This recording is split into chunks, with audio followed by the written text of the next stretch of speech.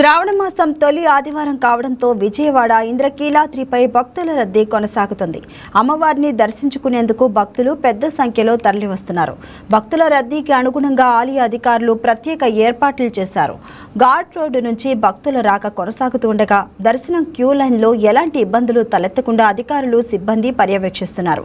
శ్రావణ మాసం సందర్భంగా అమ్మవారిని దర్శించుకుని ప్రత్యేక పూజలు నిర్వహించేందుకు భక్తులు పెద్ద ఎత్తున ఇంద్రకీలాద్రికి చేరుకుంటున్నారు. ఇంద్రకీలాద్రిలో ఆధ్యాత్మిక సందడిపై మరింత సమాచారం మా ప్రతినిధి బిందు అందిస్తారు. విజయవాడ ఇంద్రకీలాద్రి అమ్మవారి దేవస్థానంలో భక్తుల రద్దీ కనిపిస్తోంది. శ్రావణ మాసం మొదటి ఆదివారం కాబట్టి భక్తులు కిక్కిరిసిపోతున్నారని చెప్పుకోవచ్చు. గంట గంటకి రద్దీ పెరుగుతున్న నేపథ్యంలో ఆలయంలో ప్రత్యేకమైన ఏర్పాట్లు చేశారు. నిన్న శ్రావణ మాసం శుక్రవారం రోజు కూడా ఇంతే రద్దీ కనిపించింది. అక్కడ అప్పటికంటే కూడా అధికంగా ఈరోజు కనిపిస్తుందని చెప్పుకోవచ్చు. ఈరోజు శ్రావణ మాసం సందర్భంగా శ్రావణ మాసంలో మొదటి ఆదివారంలో భక్తుల రద్దీ కనిపిస్తోంది. అదేవిధంగా ఈరోజు వరుణ యాగాలకు సంబంధించి ఘటాభిషేకం కూడా చేశారు. ఘటాభిషేకాన్ని తిలకించడానికి కూడా వేలాది సంఖ్యలో భక్తులు ఇంద్రకీలాద్రికి విచ్చేసిన నేపథ్యం కనిపిస్తుంది.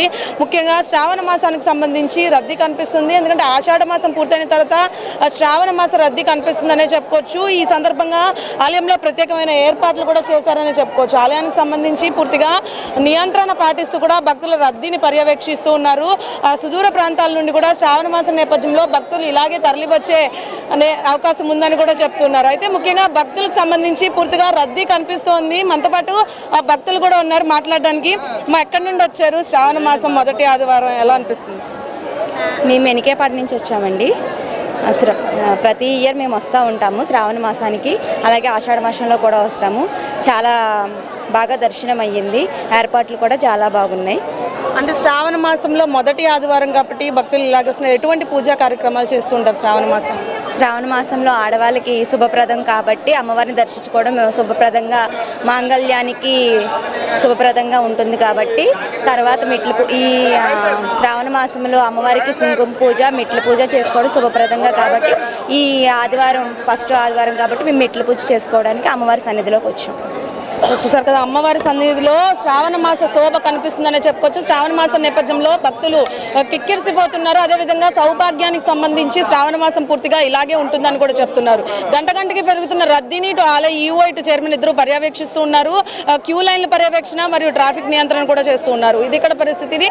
వీడియో జర్నలిస్ట్ వెంకట్తో బిందు, వైకే న్యూస్, విజయవాడ ఇంద్రకీలాద్రి నుంచి.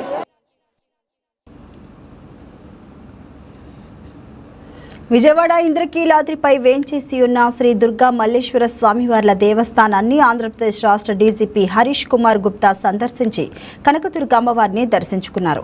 ఈ సందర్భంగా అమ్మవారికి ప్రత్యేక పూజలు నిర్వహించి ఆశీస్సులు పొందారు. రాష్ట్ర పోలీసు శాఖకు సర్వోన్నత అధికారిగా ఆలయానికి విచ్చేసిన డీజీపీకి దేవస్థానం trust board chairman Borra Radhakrishna, EO V K Seena Naik ఆలయ మర్యాదలతో ఘన స్వాగతం పలికారు. అనంతరం అమ్మవారి దర్శనం ఏర్పాట్లు చేసి ప్రత్యేక పూజలు నిర్వహించారు.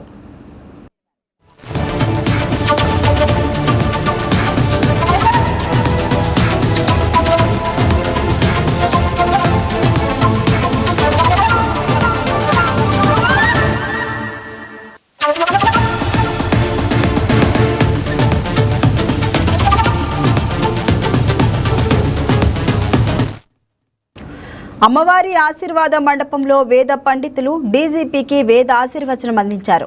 అనంతరం చైర్మన్ బొర్రా రాధాకృష్ణ, ఈవో సీనా నాయక్ కలిసి అమ్మవారి శేషవస్త్రం, లడ్డూ ప్రసాదం, అమ్మవారి చిత్రపటాన్ని జ్ఞాపికగా అందజేశారు.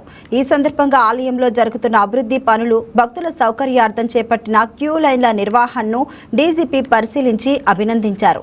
సాధారణ భక్తులకు సైతం సులభంగా, ప్రశాంతంగా అమ్మవారి దర్శనం కల్పించేలా చైర్మన్, ఈవో తీసుకుంటున్న చర్యలపై సంతృప్తి వ్యక్తం చేశారు.